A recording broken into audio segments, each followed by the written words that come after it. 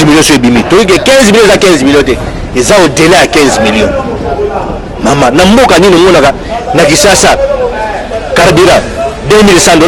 dans Lubumbashi, carburant, $1600, et 1600 francs, auquel dans la province, 1600 francs, dans la capitale, 2100. Bambongo wana ou esalaki ke bakitisa carburant transport ekita biloko ekita ye yango na ezokota na bapoche abaki bato bakomi bapapa social bamama social babimi bapapa bonheur babimi na caisse ya l'état na entreprise na yo te na association na yo te na société na yo te mais na trésor public yo komi papa bonheur mama social papa social entreprise yango ezaka wapi nga za moto alamuka soki otuna nga bi pesa ya bilika otambola yosala mosala na ye atambola na bisika ya lingi otambola awa biso mpona ezotala biso eza intérêt ya peuple kotambola baotambola mpona intérêt ani kotambola mpo kongo ezoganye nini na kotambola il faut toyeba koganye ya kongo ezala ya wapi donc lelo nayebisi yo ke il faut congolais ayokela banganga nzambe bolanda banganga nzambe kana liloba nzambe te te so babi bamoyibi bazali congolais oyaka babi to neti lelo mikolo gaz lacrymogène eza te kokanga eza te koboma eza te siko congolais ofandele ndako nini novelas ofandele ndako nini posangulu ofandele nini nkoyi eza na malédiction de congolais maudit faut batikama molimo ya babar molimo ya bamalewa molimo ya bangande il faut elongwa Banyo balandi ya Vox People TV na émission na bino dans la peau du président bisika nyonso bino bozwami topesi bino mbote na mokona lelo toyambeli bino honorable Kovo Ingila po tosolola un peu apesa un peu point de vue na ye par rapport ya marche ekosalama le 19 octobre na mboka na biso eza organisé par le comité laïque de coordination. Bonjour honorable. Bonjour maman journaliste. Bonne santé. Très bien, très bien. Honorable, est-ce que sa vie par rapport à la marche Rosala le 19 octobre? Oui, la vie pour la marche est favorable parce que Webi Boni Mboka est na pasi, Boni Mboka est en Mbongo, mais tondi na Kitebele. Boni Bandeko Bako Kambabiso, baza na transparentité, baza correctité, na étali gestion écolo. Et yango esali que Bandeko Nabiso ya société civile, ya KLCC, Bako ka organiser marche babenga peuple congolais bakoka kotambola pona baye bako revendiquer que justice sengeli ko salema que mbongo l'été sengeli ba détourner yango te mbongo l'été sengeli ko sala musala ya l'état pona intérêt ya bana ekolo nyonso e bandeko bako kamba biso bakomi ko utiliser mbongo ya l'état na makambo etali ya bango ya privé na ba société pétrolière bakoti na kati ya moyibi ya mbongo oyo ezoko sala ke lelo via ba congolais ekomi na pasi to komona esika solution egoya ezate boyebi ke na mikolo elekaki avant l'élection bandeko ya KLCC ba organiser ba activité belé pour la dénoncer injustice pour la dénoncer gestion pour la kosenga changement ya mentalité pour la koluka ke mboka ke na malamu tala après l'élection lelo moko changer ezate to komi ko continuer kaka te komi ko la maladie moko elati ba congolais soki ba moni kaka mbongo l'état ekomi ya ba poche na bango. On va servir le peuple congolais, le peuple a servité, quand on a une déclaration comme belé, c'est vrai volonté, il y a procès à l'école, et ça malam, mais bah moyen de s'engager de cause là pour que bana école basa na malam. Ni le balobi gratuité, et ça malam, biso peut lobi ça malam. Les gratuité que la certaine, c'est que la certaine à l'état, l'école à l'état. L'école à l'état, et ça la bétanine. Est-ce que bazana baba, bazana ba tableau malam, est-ce que ba tol les alliés, est-ce que l'école à l'état vraiment ça benana ba condition bana ba sengeli kotanga. Est-ce que bana ba politicien bazo kotanga na l'école à l'état? Bana banani batanga na l'école à l'état. Ou ba sengeli gratuité.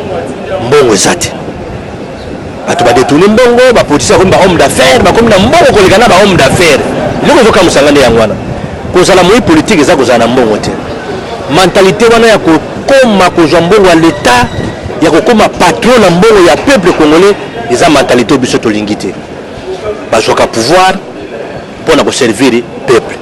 bazwaka pouvoir mpona kobongisa mboka et non mpona kose servir bato bani kose servir yango moni KLCC telemi biso mpe bato alamuka tolobi tokotia bango maboko parce que etumbe bakobunda eza mpona bango te eza mpona peuple congolais oyo biso torepresentaka politiquement yango tosengeli kozala na bango elongo samedi le 19 na 9h donc tokozala na marche totambola elongo na bango ti tokoyoka message bakopesa na peuple congolais na oyo etali barevendication basengi. Mais kasi honorable toyoki likambo ya 15 millions bazongisi yango be na justice babi justice elandi ya likambo wana donc marche ya 19 bokosala mpe ya confiance na justice ya mboka na biso te justice ezalaka ma confiance te justice ezalaka ma confiance te na justice eza makambo ya sérieux eza application ya mobeko justice ndio esalaka makambo na ndenge ya mobeko te kaniaka na kaniaka corruption efandi na kati ya justice na degré ya kosakana te justice ekoko la chambre froide soki ozwi dossier okoti kuna epesi yango glace ekangi yango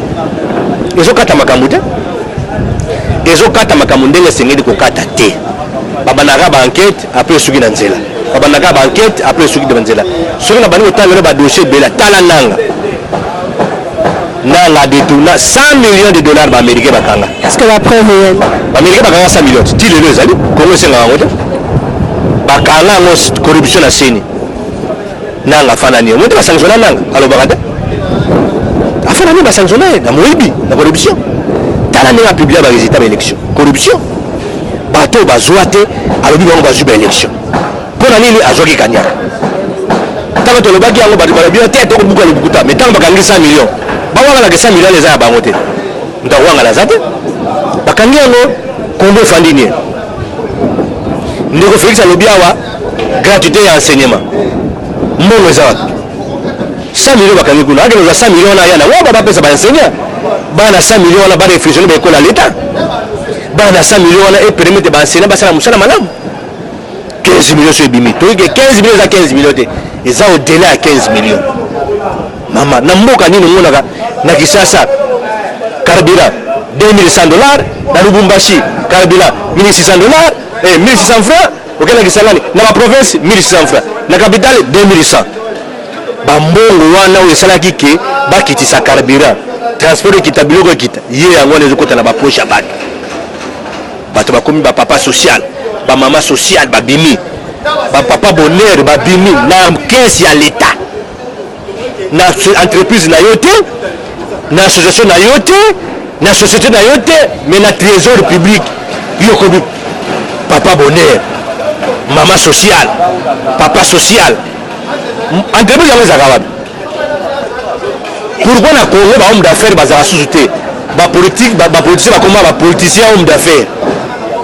oso mutaka akomi ka ministre akomi patron akomi kowa mbongo na balabala akomi tonga baimmeuble tala bato batonga baimmeuble 2-3 mois immeuble ya 4-5 niveau mati bakosomba mapango ya bato bakotia baconflit na basuccession ya bato likolo ya mbongo ya leta mais tombo solo ekita ezokita te soso ekita ekitaka te loso ekita ekitaka te fufu ekita ekitaka te transport ekita ekitaka te. En d'autres termes, ce sont les que Oyo baza présumé cité une affaire il y a 15 millions, ba démissionner to ba kanga bango. Biso to za déjà to ko moto a démissionné té. Moto a tsheli bo na 15 millions ba sanctionner la justice. Ba sanctionner ko kanga. Ko wala musole za ko zonga sambongo te, poso ba kangi ko zonga sambongo. So ba condamné mbongo ko zonga. So ko na musala mbongo ko zonga te. Il faut ba sanctionner bato ba juste 15 millions. Ne 15 millions wana ekozonga ekosala mosala oyo yango esengeli ekosala mais soki sanction eza te 15 millions eke nango tokoloba tolobi bazuzu mpe wana nayebi te soki babombeli wana kati ya 15 millions combien bakopia bango bakobokoza dossier bafandeli ntango sujet mosusu actualité koya bobouf bobali kobosana te biso tokobala kotambola kaka ti 15 millions kozonga soki bazuzu bakati likambo te tokobenga peuple ake lolala na ndaka bajuge bafandaka na lola te bafandaka na Congo na Kisasa ningi pe bafandi na Nchangu miso bafandi na Gombe boboyo kata makama 15 millions yo juge yo inspecteur moto asimi dossier tokoya kolala na mwasi no na bana na tokolala biso to ndako moko tokolala ndako moko po te makambo esila totika boti wapi. Bano Balandi à Vox People TV, une émission dans la peau du président. Nous avons constaté affaire il y a 15 millions et à marche le 19 octobre. Et ça, les Camerounais à la Penza, maman et les Camerounais province à Kinshasa, car son honorable comme une souka, message ni européen ça comme mot de la fin. message na opesa na peuple congolais samedi surtout bana bala Kisasa no bana ba province samedi za mbola kotambola mboka nyonso soka ba bien corruption politicien yibi il faut interpeller le peuple congolais pour eza mbongo na biso eza mbongo na biso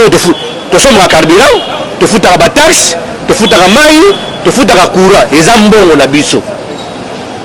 donc bato balie mbongo na biso to rotika bango te eza te makambo ya couleur politique eza couleur politique te eza makambo ya mbongo ya Congo parce que na ba famille ba congolais nyonso surtout ata président de la république Félix Tshisekedi na famille ba pauvre bazali onga directeur ya cabinet onga ministre onga premier ministre na famille ba pauvre bazali donc mbongo wana eza mbongo destiné ya peuple congolais bango bakoki kosampevora nango te et puis tala nano makambo yango ndeko Félix auti wapi mwana Tshisekedi auti na IDPS parti ebundisi bantivalere parti ebundisi bamoyibi ye aza moto ali omoni musée azalaki rebele mais musée na makambo ya mbongo soki ayoki kaka yo oyibaki 100 francs mukamate moto aye na mukamate ezalaki musée akanga baministre oyo bayiba na coffre ya voiture tokotanga bakomba bato batia na bacoffre ya voiture musée akanga musée atambusa mboka oyo c'est comme musée azalaki démocrate mais azalaki le rebelle mais rebelle asalaki mwa tana ya moki atiaki mwa ordre eza lokola lelo te toyebi démocratie toyebi état de droit bamoyibi bangali transport ekomi mpasi bambouteillage filme eza te bawewa bagangi bato akechi bagangi bato esprit de mort bagangi mais ntango muza ayaki bato bazali bagangi te code de la route respecté transport bato basali molongo mais lelo ezali nango sili koti olingi okoti ya ofele okufi osimbi donc yango tolobi libala ya peuple na basango ekosila te libala ya peuple na société civile ekosila te donc ti Congo kozala développé Congo il faut kene liboso richesse ya Congo il faut bénéficier na bacongolais eza bénéfice ya bapoliticien te mais sikoyo honorable na kati mokuse na kati oyo maloba te président avoyageaki lobi ake lisusu États-Unis aza na biso te marche ekosama le 19 tokolite mpo na corruption mais tokomona mokonzi ya mboka ya kovandaka te akoningana oke esalani bon wana fo tuna bato akashe na bato oyo baza na présidence nga na moto alamuka soki otunanga bi président ya bibika otambola yosala mosala na ye atambola na bisika yalingi otambola awa biso mpo ezotala biso eza intérêt ya peuple kotambola baotambola mpo intérêt ya nini kotambola mpo Congo ezoganye nini na kotambola il faut toyeba koganye ya Congo ezala wapi donc lelo nayebisi yo ke il faut congolais ayokela banganga nzambe bolanda banganga nzambe kana liloba nzambe te te so babi bamoyibi bazali congolais yaka babi neti lelo mikolo gaz lacrymogène eza te kokanga eza te koboma eza te sikoyo congolais ofandeli ndako nini novelas ofandeli ndako nini posangulu ofandeli nini nkoyi eza na malédiction de congolais modi il faut batikama molimo ya babar molimo ya bamalewa molimo ya bangande il faut elongwa bato bakomi okoma na basante ya baobese bato bakozwa maladi ya kosala marche de santé lotambolaka samedi kaka to dimanche yaka samedi marche de santé na kalisese donc yoka elengi ya mokili oyo kosala marche de santé na banganga nzambe oyo kosala marche de santé na société civile oyo kosala marche de santé accompagné na bademo ya kotambola accompagné na banganga nzambe omona ndenge nini nzoto kozala kolongolu et puis il faut monde atie yebake bacongolais balingi komoyibi te image oyo bakopesa ya kimoyibi bainvestisseur bakoya te so bainvestisseur baye te congolais akozwa mosala te akozala paye te tokotikala bapauvre bato batika mentalité ya matolo comprendre omoni nalandi mwa comédien moko boye aza koyemba osaleli eloko te ofandi kaka bepesanga bongo bapesa yo donc otamboli te osali eloko te olingi obénéficie na Congo so olivine change banganga nzambe balobi balabala mpo oyebaka so nini kabila si tobenga na ye tobengani kabila afana comme sénateur ata una wana ezaka ba grimace to s'occuper na bien bisika ça to s'occuper na ye mais o ezali muto osala mbiringa Kabila kendaki kamanya ke Kasongo pe so meki Kasongo pe azokende Kasongo azana mise en garde ça médica so li sese betika ba général Kasongo musala buo pia mutu o Congolais moko kinu akufika ka ma général Kasongo abuo pia so yebisana sikoyo obani na balabala to bangelo te merci il faut pas tambour pas la classe ba tambour ba enseignant ba tambour pour enseigner balobi gratuité mo ezate et combien te 20% te côté baba na côté bazulu que sika au simba mais pour gratuité à la gratuité il faut pas les politiciens battre la école à l'état pour gratuité à l'elengi il faut pas école à l'état à la viable mais aucun école privée et l'équipe école à l'état donc ba politiciens ba moko ba le hôtel ça va à l'école à l'état mais balobi gratuité la secrétaire à l'état est-ce que c'est normal? Merci honorable, merci Abino Bano Balandi. Il y a Vox People TV, to Mbela Ibino, honorable Kovo Ingila, Boyoki Mbela, Openza ya Pesi pour samedi le 19 octobre, Botika Malam.